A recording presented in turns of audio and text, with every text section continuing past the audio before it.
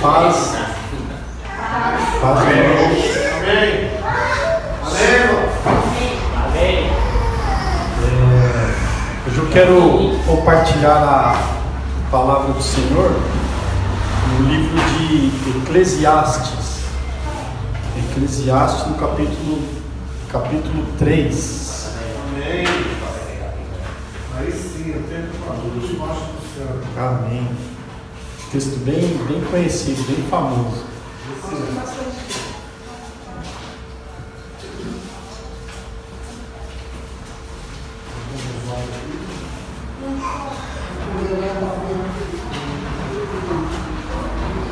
Esse texto aqui ele é bem conhecido, né, como eu falei, e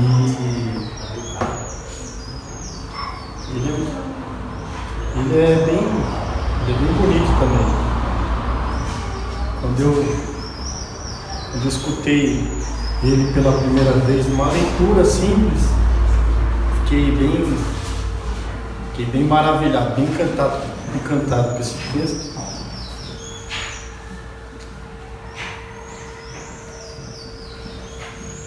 Foi um texto que eu escutei.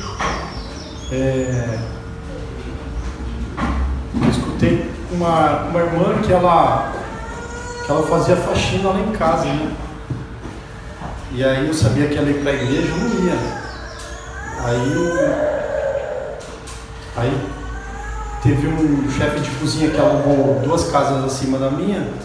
Aí eu peguei amizade com eles lá, com a família, tudo, e comecei a ir para a igreja com eles também. E aí ela estava lá, lendo esse texto, eu fiquei maravilhado com esse texto, né? Era uma igreja pentecostal, então, como é que eu posso falar? Eles gostavam de orar bastante, né? E aí quando eu vi uma leitura do texto da Bíblia, eu falei, nossa, é isso. É isso que eu quero. Mas vamos lá. Eclesiastes 3, do 1 ao 8. Amém? Tudo tem o seu tempo determinado. E há tempo para todo propósito debaixo do céu. Há tempo de nascer, tempo de morrer, tempo de plantar e tempo de arrancar o que se plantou, tempo de matar e tempo de curar, tempo de derribar e tempo de edificar, tempo de chorar e tempo de rir, tempo de prantear e tempo de saltar de alegria, tempo de espalhar pedras e tempo de ajuntar pedras, tempo de abraçar e tempo de afastar-se de abraçar, tempo de buscar e tempo de perder, tempo de guardar e tempo de deitar fora, tempo de rasgar e tempo de coser, tempo de estar calado e tempo de falar, tempo de amar e tempo de aborrecer, tempo de guerra e tempo de paz. Essa semana aqui eu fiquei pensando também sobre essa palavra aqui de Salomão, e aí eu fiquei pensando assim na grandeza que foi Salomão, o homem mais rico da terra, e que experimentou de tudo na vida, com o dinheiro que ele tinha, tudo que era possível na época, né? E Salomão, aí eu fiquei pensando, meu Deus do céu, de novo lá, pai, né? Começa a vir algumas dúvidas, eu falei, não sou nem digno de desatar de Salomão, quanto mais de Jesus. Mas amém. Aí o Senhor, ele bate no peito e fala, deixa comigo. E aí começou a vir algumas ideias, eu creio que do Espírito Santo. E aí eu comecei a ficar um pouco mais tranquilo. Glória a Deus. E aí eu comecei a estudar aqui, o escritor aqui do Salomão, tem alguns estudiosos que dizem que ele foi escrito em outra data, Então que foi algum escritor hebraico, né, no século 6 a.C., na mesma época do exílio da Babilônia, né? Mas enfim,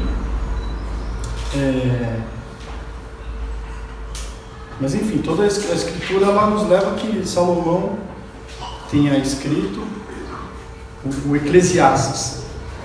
E quando eu fui ver o Eclesiastes, comecei a fazer os estudos, a tradução da palavra Eclesiastes, ela vem de Coelete, uma palavra hebraica que significa aquele que reúne a comunidade da aliança. Então ele, além de ser já um texto muito bonito, já começa com um título com um significado desse. Nós aqui reunidos, essa comunidade da aliança que vem desde lá de Abraão, né, na aliança dele com o povo, e é isso que ele faz conosco também. Ele faz essa aliança com a gente, e nós aqui reunidos, o Senhor ele quer nos abraçar, né? E falando sobre o tempo, como diz o texto aqui, a gente fala sobre o tempo, eu coloquei nas mãos do Senhor, ele fala assim, o tempo a gente precisa estar com o tempo inteiro com o Senhor, né? Ele nos fala para orarmos sem cessar. Quando a gente vê uma palavra dessa, a gente fica até meio assustado, né? Orar, nossa. E a gente viu nas ministrações aqui, como que o Senhor dá as estratégias, falando com a irmã Dani aqui, quando ela falou, o Senhor dando as estratégias para a gente estar sempre buscando o Senhor. Então é muito bonito isso. Aí a gente vê outra palavra, feliz é aquele que medita na minha palavra de dia e de noite. Então a gente vê que o tempo inteiro da nossa vida, ela está nas mãos do Senhor. E aí depois ele continua falando aqui no texto sobre, na parte B do versículo 1, que há tempo para todo propósito debaixo do céu. E aí me fez lembrar o texto lá de Mateus 18, que é tudo que nós ligarmos aqui na terra será ligado no céu.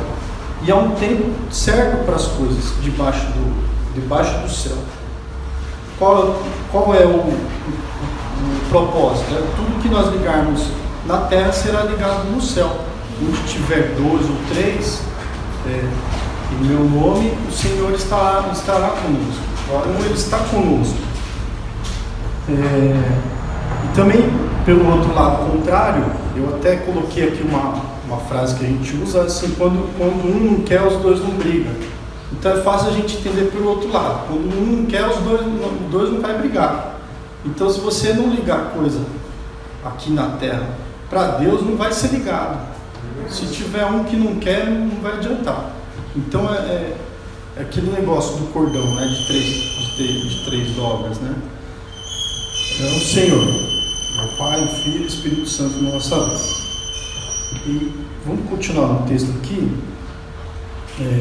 no versículo 2, na parte A, há tempo de nascer e tempo de morrer. O versículo 2, aí quando você fica pensando, mas o que eu vou dizer? E hoje, qual é a morte que a gente mais fala? Qual é o nascimento que a gente mais fala hoje em dia? Hoje em dia não, em todos os tempos. É o nascimento e a morte de Cristo. Porque Ele é todo o significado para a gente. Tudo tem um significado, vai cair em Cristo, no propósito dele. Esse é o maior propósito. O nascimento e a morte de Cristo. E na parte B aqui do versículo, o tempo de plantar, o tempo de arrancar o que se plantou, A referência que me veio foi a parábola do joio, até o irmão cantou hoje. O tempo certo de nós sermos recolhidos, tempo de nascer e tempo de morrer, essa parábola do joio também ela fica bem criteriosa, porque tem o tempo certo até para o joio, né? dele ser ceifado, né?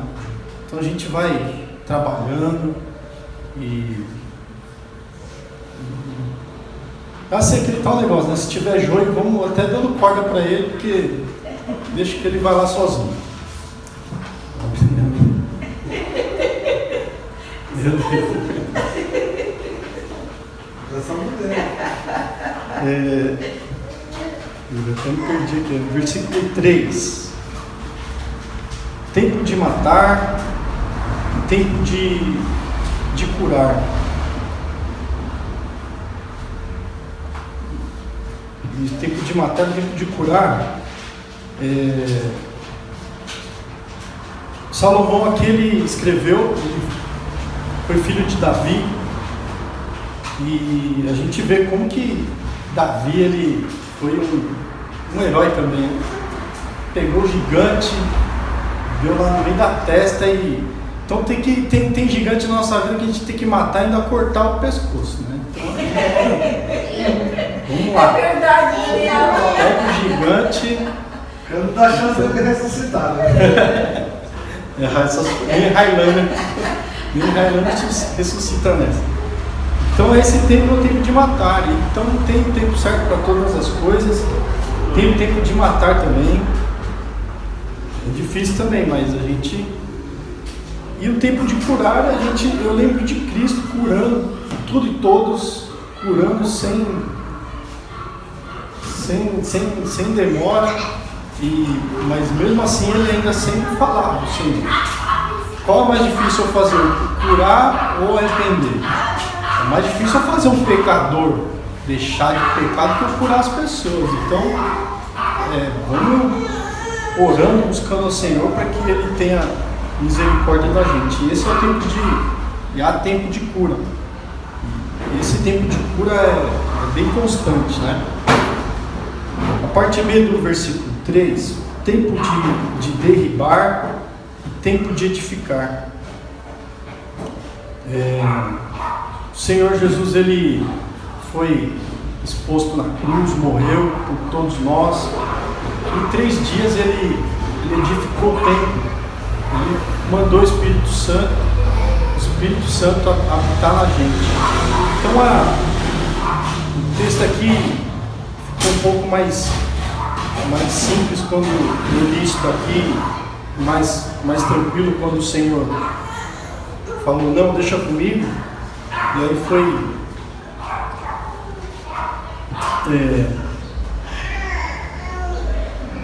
e a referência que a gente tem para esse texto aqui é em João 2, no versículo 19. E até foi usado como acusação contra o próprio Senhor, né? Ele falou que vai edificar um templo. Então há um tempo também para isso.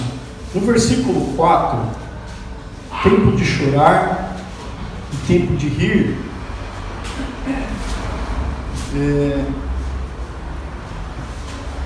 Eu achei ele até meio parecido, assim, tempo de prantear e tempo de saltar de alegria, o tempo de chorar. A gente tem algumas passagens no tempo de chorar, né? Em 2 Samuel 12, quando Davi perde o filho. Ele chorou antes, né? Ele chorou antes, e aí perdeu, ele levantou e foi. E também temos o choro de Jesus, quando ele chorou a perda do amigo, a Lázaro, quando ele eu não sei se é a palavra certa, ele teve empatia com a família dele, e viu a tristeza dos parentes e ele chorou a morte de Lázaro. Esse tempo de chorar de Jesus também foi quando ele viu a Jerusalém, quando ele entrou e aí ele estava anunciando o reino, e ele viu que as pessoas estavam adorando com outro significado, e aí ele se entristeceu, porque o reino dele não é aqui. O reino dele é na glória, nos céus. E quando ele estava no Getsemane, que ele orava e até o suor dele, naquela grande tensão, o suor dele se transformou em sangue. Mas no tempo de rir e no tempo de pranto, ele existe alguns momentos também nossos aqui, mas o nosso tempo de rir, de alegria, é quando a gente estiver na glória, né? Porque aí não vai ter choro, não vai ter pranto, não vai ter ranger de dente, sim, vai ter risos de alegria, nós vamos saltar de alegria. Glória a Deus, aleluia. Assim como o Davi também viu soltando de alegria, dançando. Vamos lá, versículo 5. Tempo de espalhar pedras e tempo de ajuntar pedras.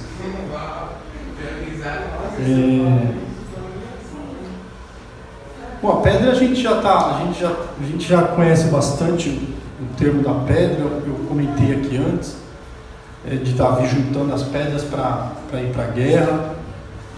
Então a gente junta as pedras, a gente vai juntando, talvez seja conhecimento, em tudo a gente vai juntando, e para quando a gente precisar numa hora, a gente ter esses conhecimentos ou alguma coisa. Eu não sou especialista nas lições, nos costumes judaicos, mas também nem assisti o filme lá da Lista de Schindler, e eu sei que no final Schindler, ele não era judeu, né?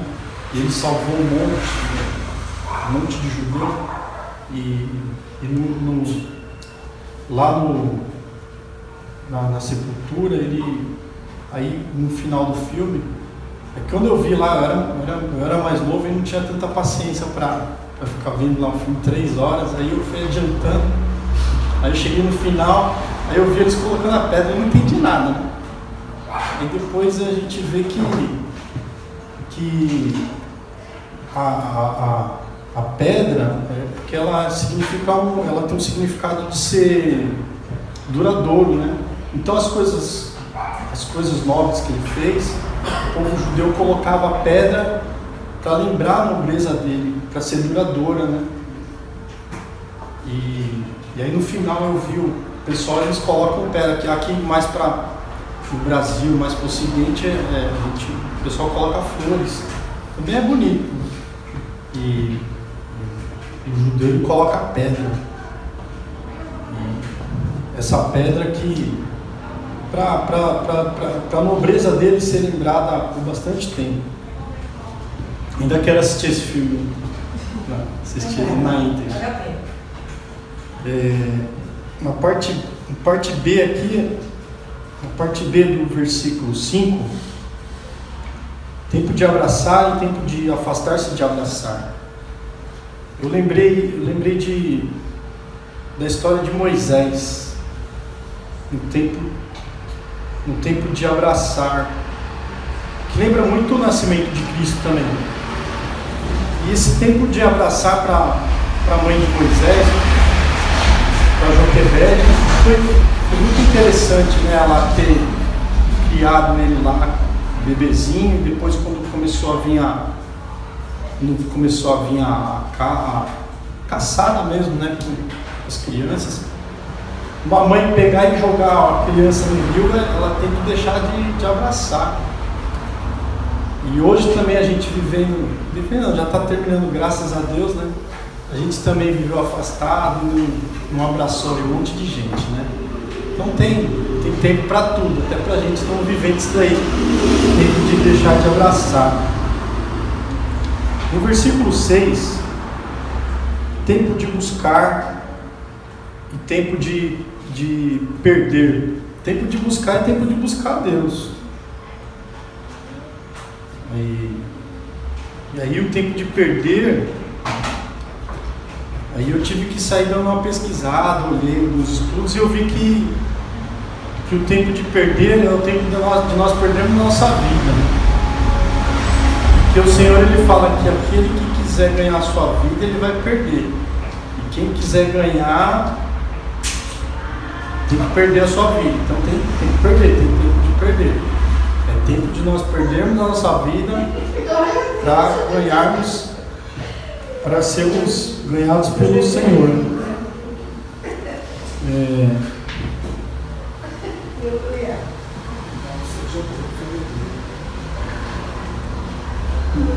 Vamos lá. Já virei a página, já está acabando.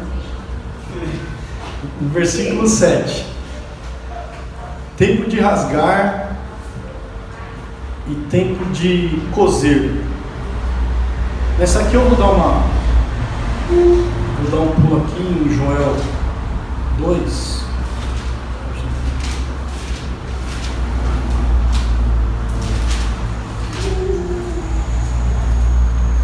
Para ilustrar um pouquinho, em Joel 2:12, 12 e 13 só. Assim, agora mesmo diz o Senhor: convertei-vos a mim de todo o coração, isso com jejuns, com choro e pranto. Rasgai o vosso coração, e não as vossas vestes, e convertei-vos ao Senhor. Glória a Deus. O tempo de rasgar rasgarmos o coração, como o Albert cantou na canção, tirar a máscara. Tem que usar a máscara em aglomeração. A gente tira, rasgar o nosso coração para o Senhor. E o tempo da gente costurar, quando a gente rasga o nosso coração para o Senhor, ele vem e costura do modo que tem que ser refeito o nosso coração. Amém? Na parte B do versículo 7, tempo de estar calado e tempo de falar. O Senhor, quando acusaram ele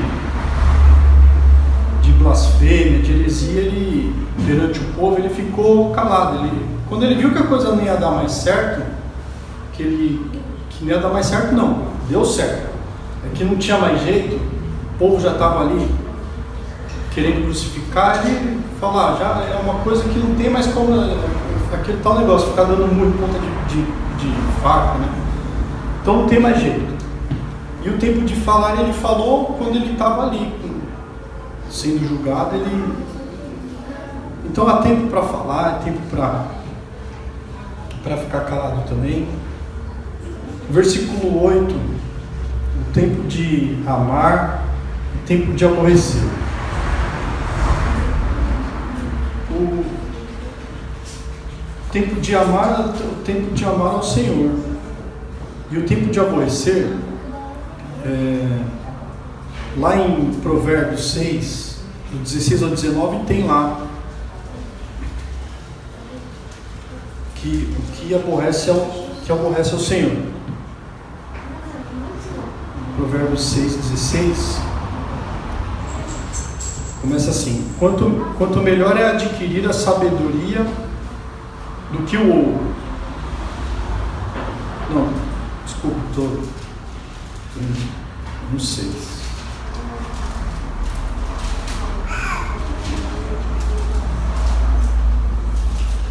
Provérbios 6:16.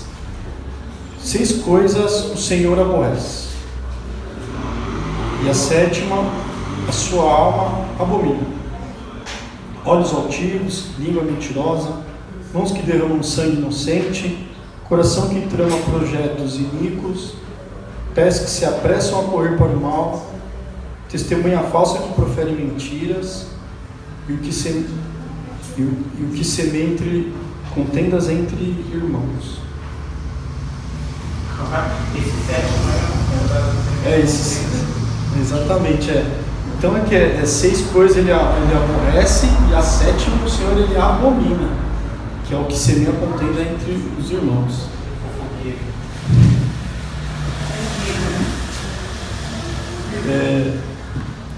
No versículo 8,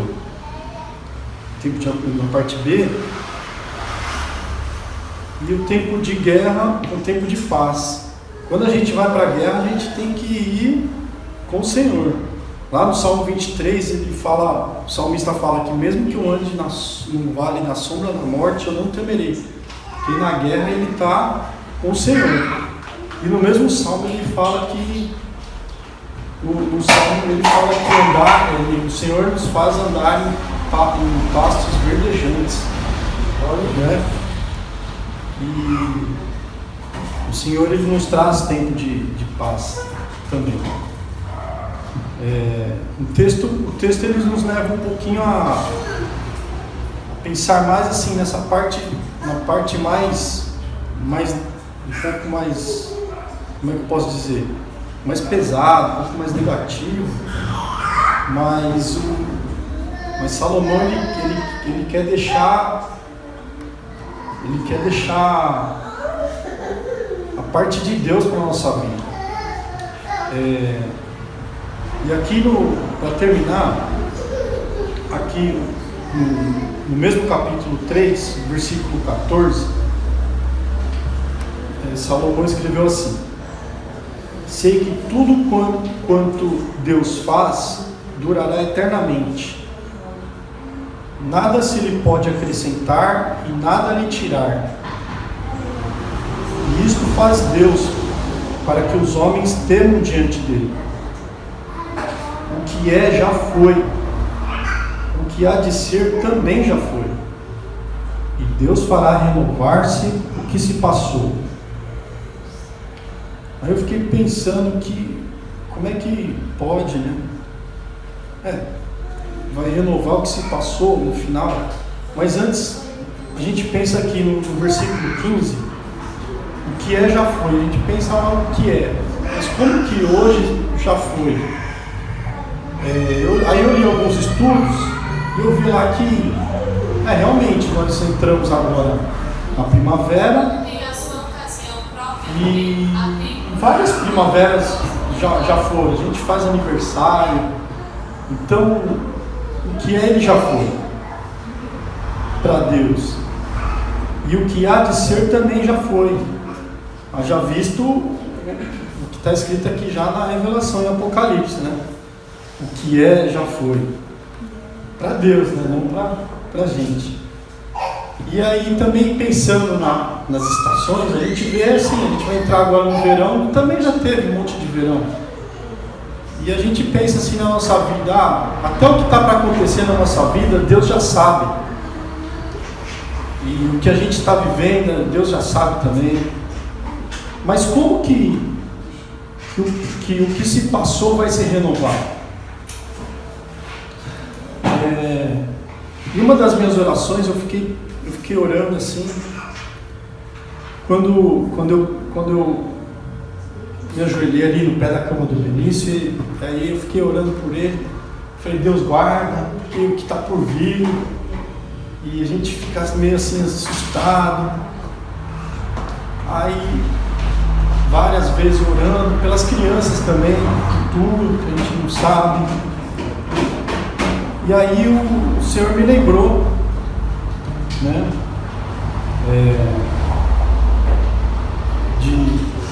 da morte dele, que já foi, e como que a morte dele, de Jesus, vem se renovando, até para as coisas que ainda não aconteceram.